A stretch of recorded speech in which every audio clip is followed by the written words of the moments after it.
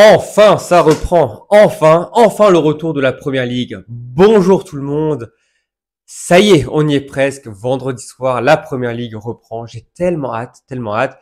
Et donc, dans cette vidéo, je vais vous présenter les 20 équipes en détail et également donc vous faire mon pronostic pour le classement final. Voilà, on commence tout de suite. Je vais faire ça par rapport au classement donc de la saison dernière. Donc, on va commencer par les plus faibles et on terminera donc par Liverpool, le champion en titre. Et donc, pour commencer, on a 3 promus, Sunderland, Burnley et Leeds. 3 équipes qui vont se battre pour ne pas connaître le même sort que Southampton, Ipswich et Leicester la saison dernière, qui étaient redescendus tout de suite. Et d'ailleurs, ça fait maintenant 2 saisons d'affilée que les promus redescendent systématiquement. Donc, énorme défi pour ces 3 équipes. La saison dernière, c'était vraiment cataclysmique. Voilà, Ipswich et Southampton, donc le 19e et le 20e. Ensemble, ils avaient moins de points réunis que Tottenham, premier non relégable. L'écart, il était vraiment abyssal. On va commencer donc par cette équipe de Sunderland qui s'est qualifiée après les playoffs et une victoire donc dans le temps additionnel sur la pelouse de Sheffield. Le but de Tom Varton qui est depuis parti du côté de Brighton et Sunderland qui a également perdu son meilleur joueur, Job Bellingham, qui suit donc les traces de son frère Jude du côté de Dortmund. Attention quand même parce que Sunderland, de gros renforts jusqu'à présent. Voilà, la saison dernière, on était quand même assez loin, 76 points, 100 points pour Burnley, 100 points pour Leeds. Mais là, il y a des renforts. Mercato XXL, Xhaka est arrivé pour 15 millions d'euros en provenance du Bayer Leverkusen. Ensuite, 2 recrues en Belgique. Noah Sadiki, donc lui, arrive en provenance de l'Union Saint-Gilloise. Et James Dean Talby, qui lui arrive en provenance du FC Bruges. Le Strasbourgeois Habib Diarra arrive également pour plus de 30 millions d'euros. Et on a également Adingra qui lui arrive pour 25 millions en provenance de Brighton. Plus on a pris Marc Guiou en prêt en provenance donc de Chelsea.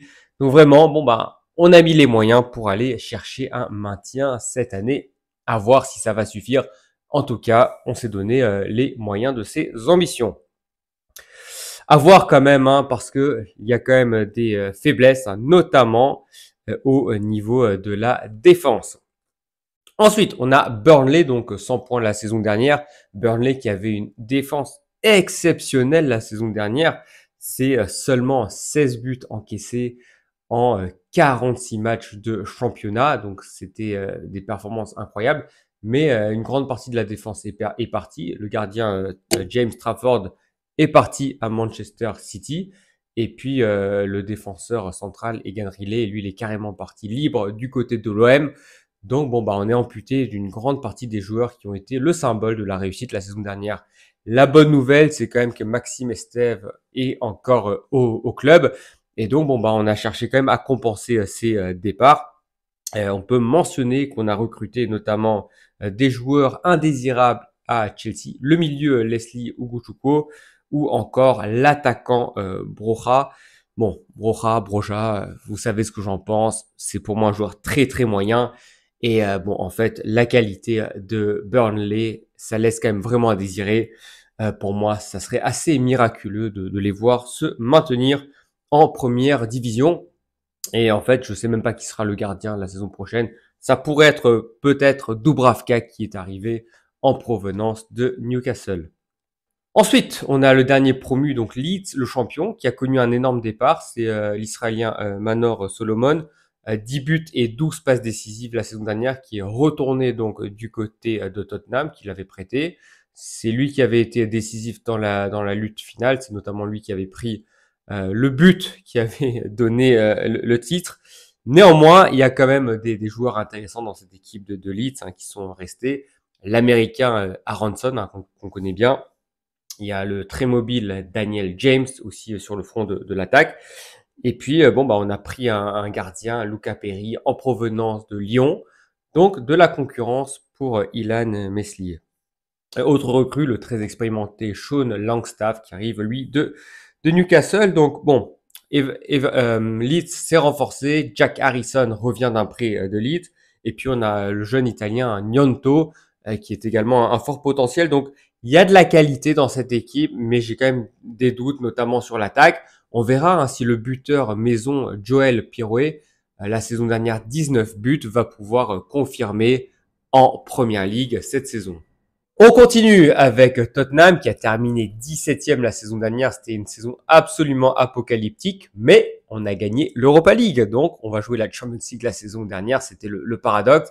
Et du côté de Tottenham, bon, il y a une véritable page qui s'est tournée puisque Hummingson est parti du côté des États-Unis. Il est remplacé pour l'instant par Mohamed Kudus qui arrive pour une bonne 60 millions d'euros en provenance de West Ham. Donc ça, c'est vraiment une bonne recrue. Bon, en revanche, j'ai quand même des doutes concernant les autres attaquants. Mathys Tel, je comprends pas pourquoi il est pris du côté du Bayern, surtout qu'il a quand même coûté assez cher. Et Solanke, c'était pas tout à fait terrible la saison dernière.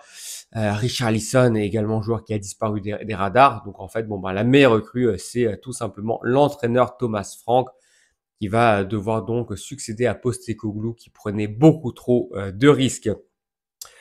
Très mauvaise nouvelle du côté de Tottenham. James Maddison s'est gravement blessé. Voilà, si vous regardez ma chaîne, vous savez que c'est mon joueur préféré. Je suis déçu, vraiment même écœuré de sa blessure.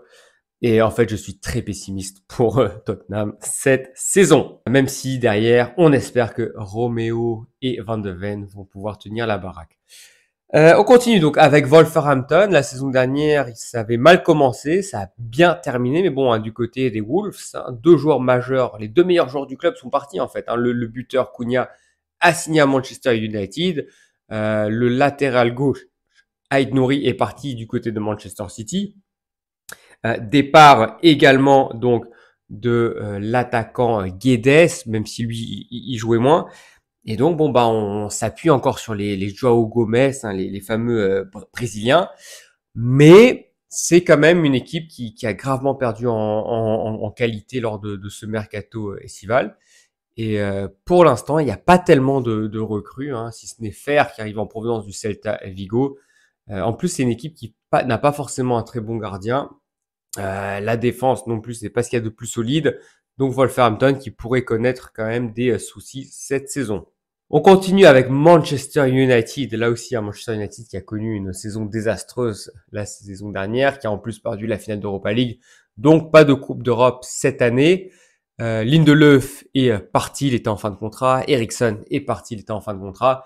Et en fait, là, on a mis les grands moyens du côté de l'attaque. Cunha, Mbeumo et Sesko sont arrivés pour le prix fort. Donc, on a vraiment renforcé un secteur où on était plutôt déficitaire. Donc, ça, c'est très positif. Par contre, on n'a pas renforcé les autres positions. La défense, la saison dernière, c'était assez fébrile. Bon, il y a des joueurs, tu te dis, ils ont fait leur temps. Je pense notamment à quelqu'un comme Casemiro, Martinez en défense centrale. Il est encore blessé.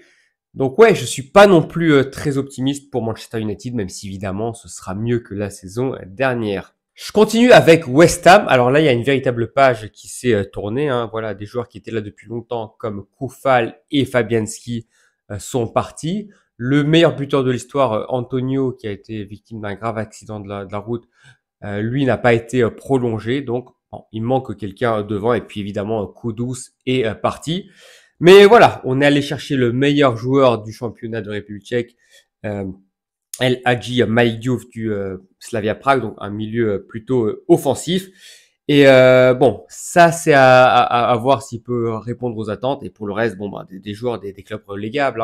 Kyle Walker Peters, donc le latéral donc de Southampton, et puis Hermansen, donc dans les buts, qui arrive en provenance de Leicester. Je suis pas sûr vraiment qu'il soit une véritable alternative au gardien Areola, qui est quand même un gardien très moyen selon moi. La bonne nouvelle, c'est que pour l'instant, le meilleur joueur, Jarrod Bowen, il est toujours là.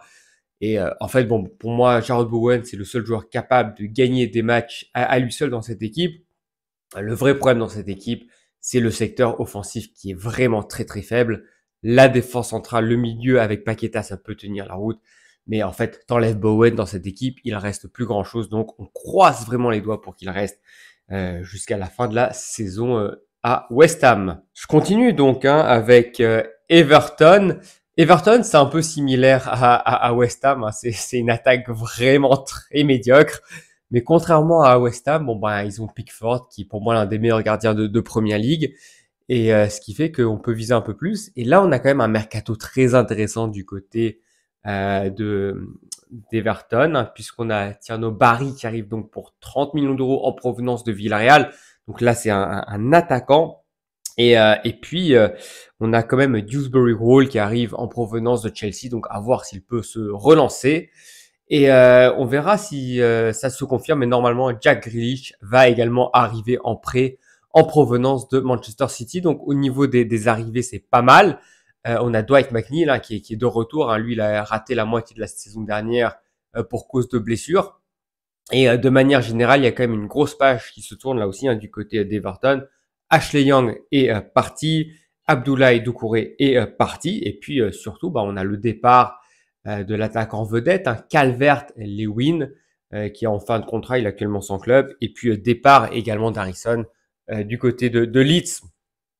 En fait, bon ben cette équipe d'Everton, la défense, elle est super, le milieu, ça tient la route, et en fait, bon bah si l'attaquant Barry cartonne, on pourrait vraiment avoir une très belle saison du côté d'Everton, parce que bon bah la saison dernière, elle s'est vraiment bien terminée, c'est vraiment une équipe qui est en progrès, donc affaire à suivre. Ensuite, Crystal Palace. Alors Crystal Palace qui vient de gagner le Community Shield, donc contre Liverpool, donc ça c'est le match qui oppose le vainqueur de la Coupe d'Angleterre au champion d'Angleterre. Donc la saison qui commence bien du côté de Crystal Palace, mais mauvaise nouvelle, bon ben finalement on ne jouera pas l'Europa League, on a été rétrogradé en Conference League, tout ça parce qu'il y a une histoire de multi-propriété, notamment avec Lyon, donc ça c'est un véritable coup dur. Mais bon, pour le reste, hein, Crystal Palace, c'est une équipe qui monte en puissance et pas de recrues à part Sousa, donc le Croate qui arrive.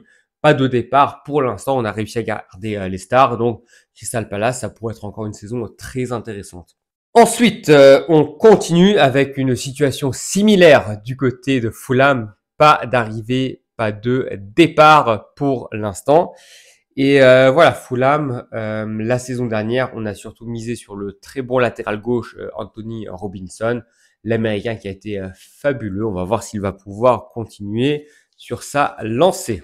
Donc voilà, maintenant on arrive au top 10 de la saison dernière. On a tout d'abord Brentford. Donc là, il y a eu quand même des départs majeurs. Hein. Mbeumo, l'attaquant vedette, le meilleur buteur.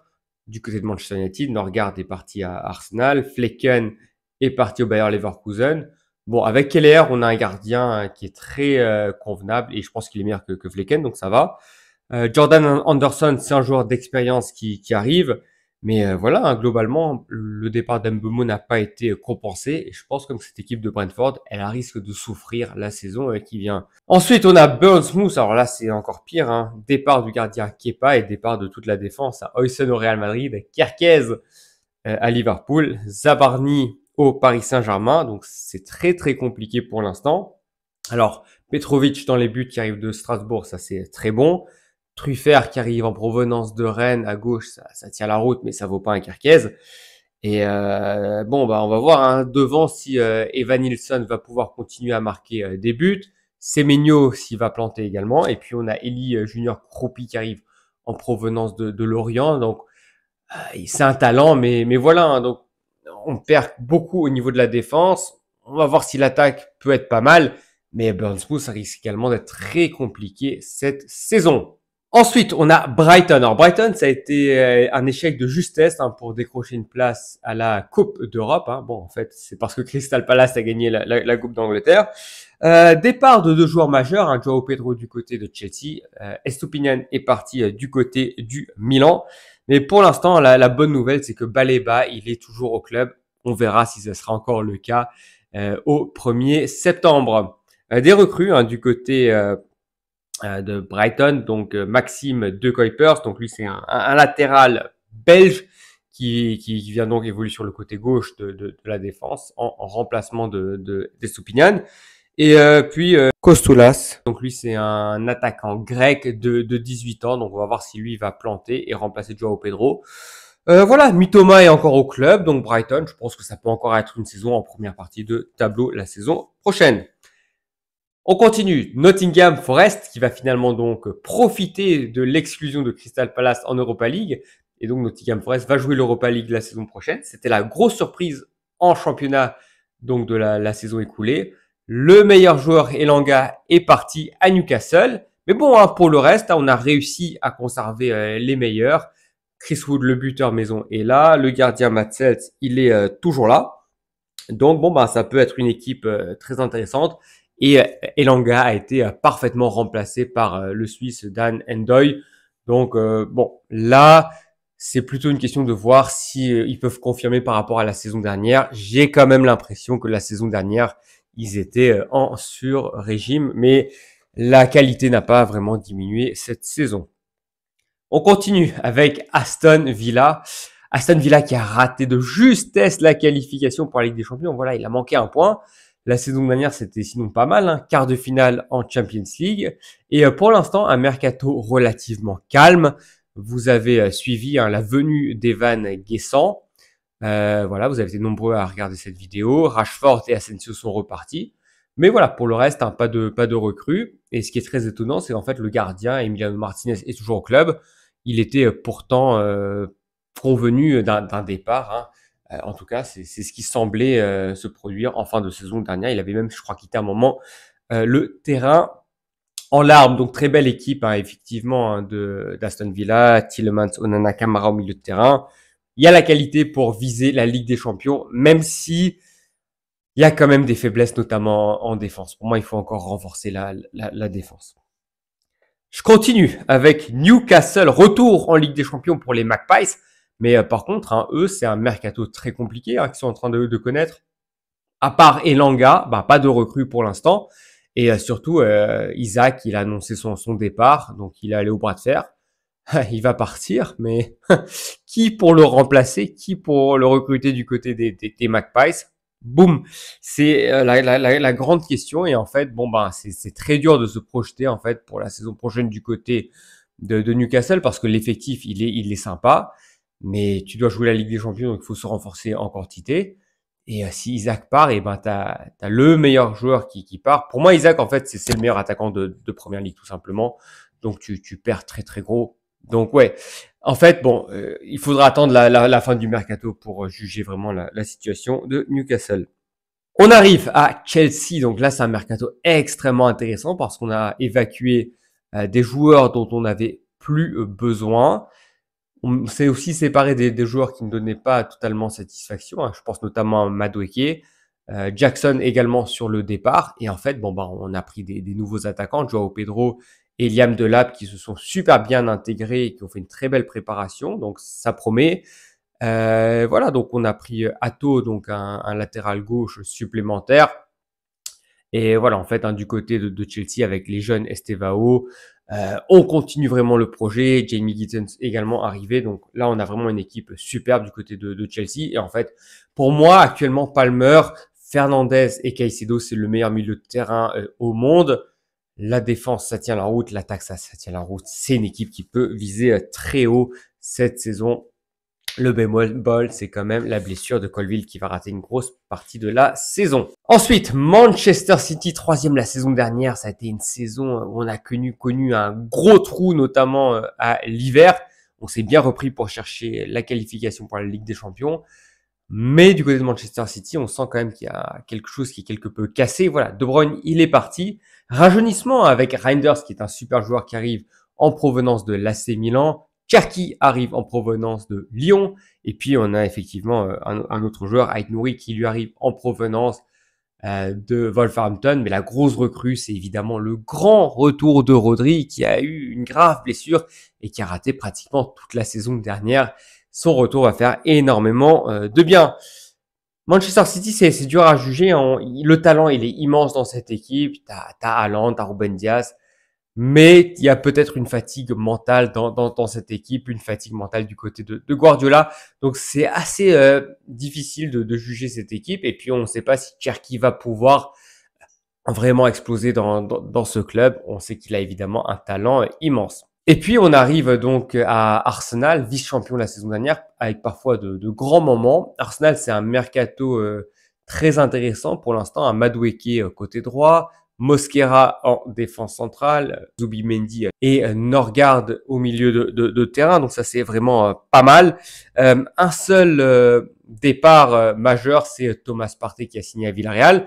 Et puis, on a pris un superbe avant-centre, un Gyökeres, à voir s'il a le niveau pour la Première Ligue, lui qui cartonnait la saison dernière avec le Sporting.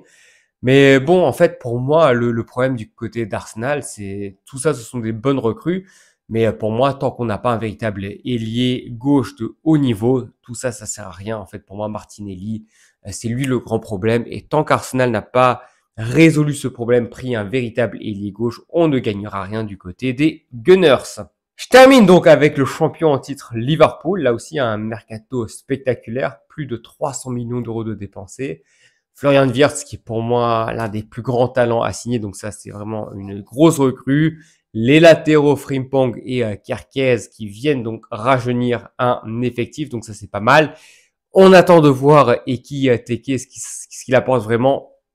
Je suis plutôt sceptique parce que c'est un joueur qu'ils ont payé vraiment très cher.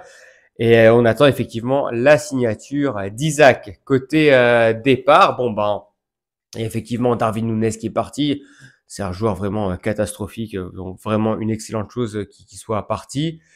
Donc voilà, il y a une belle équipe, mais peut-être qu'il faut encore un attaquant. Et je rappelle, grosse pensée pour Diogo Jota qui est décédé cet été et qui va manquer beaucoup du côté de Liverpool. Et voilà, bon ben Liverpool, ce qui manque aussi, c'est peut-être un défenseur central supplémentaire. Pansa est parti, il est parti à Leverkusen. Voilà, il y en a que 3, Konaté, Gomez et Van Dijk pour l'instant. On verra si Van Dijk et Salah feront une aussi belle saison que la saison dernière. Et voilà, je rappelle également le départ d'Alexander-Arnold au Real Madrid, mais lui ça a été bien compensé donc par Frimpong. Donc voilà, Liverpool, effectivement, c'est un très bel effectif. Szoboszlai est toujours là. Pour moi, ce seront eux aussi des grands favoris cette saison. Voilà, je vous ai présenté les 20 équipes et donc maintenant, bon ben, le pronostic, je vais me mouiller. Et donc, bon ben, je vais commencer par le 20e. Bon, là, sans hésiter, je mets Burnley. Bon, c'est une équipe qui a pas la qualité suffisante pour se maintenir. Et honnêtement, je pense qu'ils auront même pas 20 points à la fin de la saison. Dernier, sans hésiter. Ensuite, pour le 19e, c'est beaucoup plus difficile. Je pense pas qu'il y aura d'équipes complètement larguées. Je pense que toutes les équipes vont avoir au moins 30 points. Sinon, je mets Leeds avant-dernier. Je pense que ça manque encore de qualité dans cette équipe. Et les autres équipes, elles sont tout simplement meilleures. En 18e, je mets Wolverhampton. Voilà, je vous ai dit tout à l'heure lors de la présentation de l'équipe, les meilleurs joueurs sont partis. Il n'y a pas une grande défense. Et la concurrence, elle est rude. Et je pense quand même qu'une équipe comme Sunderland va se maintenir et terminer 17e. 16e, je mets West Ham. Bon, West Ham, si Bowen part, je mets West Ham direct parmi les relégables. Donc, pour l'instant, il est encore là, donc je le mets 16e. Et en fait, ce qui m'énerve vraiment, en fait, c'est qu'on ne termine pas le mercato avant le début des championnats. Et il faudrait arrêter le mercato avant le début des championnats. Ça, il faut vraiment le changer. Ensuite, donc, je vais mettre 15e Bournemouth. Bon, là aussi, je vois clairement une baisse de qualité. Je vous ai dit, une grande partie de la défense est partie. C'est aussi une équipe qui risque de lutter pour le maintien, mais je pense qu'ils vont quand même se maintenir. Qu'est-ce que j'ai mis? Ensuite, 14e, Brentford. Ouais, là aussi, un Brentford qui risque d'avoir une saison assez compliquée si on remplace pas Mbeumo. 13e, je vous mets Fulham. Donc Fulham, je les vois perdre un peu en qualité par rapport à la saison dernière. Je pense pas qu'ils vont être trop menacés par la relégation parce qu'avec Iwobi, Castagne, il y a quand même des bons joueurs. Mais si ça se passe mal, ça pourrait quand même être une saison assez pénible pour eux. Nottingham Forest, je les mets 12e parce que je pense qu'ils étaient en sur-régime la saison dernière. Il y a la Coupe d'Europe à jouer et ça va être difficile de maintenir un tel niveau. Et 11e, je mets Crystal Palace. Ouais, Crystal Palace, je les vois encore bien cette saison. Et donc, on arrive maintenant au top 10. Et en 10e, je mets Everton. Voilà, Everton, 10e, donc en progression. Et en fait, bon, bah, si Barry se comporte bien, bah, cette équipe pourrait même viser un peu plus haut. Tottenham, 9e, donc je les vois faire beaucoup mieux que la saison dernière, mais c'est pas non plus génial. Et je rappelle quand même qu'ils ont pris Palhinha du Bayern Munich. Ça, c'est pas mal au milieu de terrain. Mais en fait, voilà, j'ai pas trop confiance en l'attaque. Et il y a tout simplement des équipes qui ont plus de qualité dans ce championnat que Tottenham. 8e, je mets Brighton, donc comme la saison dernière, l'équipe est assez stable. Et bon, je pense pas qu'elle va perdre vraiment en qualité, même si effectivement le départ de Joao Pedro va affaiblir l'équipe. Mais je pense que c'est une équipe qui peut se maintenir dans le top 10. Et en 7e, je mets donc Manchester United, donc je les vois vraiment s'améliorer, mais pas non plus au point qu'ils puissent viser une qualification en Ligue des Champions ou même en Europa League. Je pense qu'en fait, le problème de Manchester United, c'est aussi le gardien Onana. Pour moi, il faut changer de gardien Onana. C'est pas l'assurance tout risque et il coûte tout simplement trop de points au cours d'une saison. Ensuite, on passe aux places européennes. Donc, vous avez le même top 6 que la saison dernière, ça c'est une information. Et donc 6e, je mets Newcastle. Sans conviction pour l'instant, hein. Effectivement, je vous ai dit tout à l'heure, Newcastle, le mercato, il y a trop d'interrogations. Mais même si Isaac part et qu'on arrive à le remplacer par un attaquant convenable, je pense que Newcastle peut viser la Coupe d'Europe la saison prochaine. L'effectif, il est quand même assez solide. Et puis en 5e, je mets Aston Villa. Je trouve qu'Aston Villa, c'est pas mal. Il y a de la qualité, mais c'est pas assez fort pour viser le Big Four. Mais le top 5, ça peut suffire quand même pour viser une place en Ligue des Champions si la Première Ligue fait des bons résultats au niveau de la Coupe d'Europe. Et donc, on arrive au top 4. 4e, je mets Manchester City. Ouais, Manchester City, je vous ai dit tout à l'heure, j'ai des doutes par rapport à cette équipe. Il y a la qualité pour aller chercher le titre. Ça serait pas non plus une surprise absolue que Manchester City prenne le titre, mais j'ai pas encore confiance en cette équipe. Et donc en 3e, je mets Arsenal. Je vous ai dit pourquoi. Ça manque d'un ailier de classe mondiale et c'est rédhibitoire. Et donc, bon, bah, pour moi, cette saison, ça va se jouer entre Chelsea et Liverpool. Les deux équipes sont au même niveau. Et je donne, pour l'instant, peut-être un léger avantage à Chelsea, mais à une condition, il faut que Xavi Simons signe au club, et je pense que ça va se faire. Donc, je mets 1 Chelsea et 2 Liverpool. Donc voilà, vous avez mon pronostic concernant le classement final de la Première Ligue. Dites-moi ce que vous en pensez, j'attends vos réactions. Et on se retrouve donc demain pour la première vidéo concernant les pronostics de la Première Ligue. Voilà, je vous remercie pour votre fidélité et à très bientôt pour parler de plus de foot. Ciao, ciao!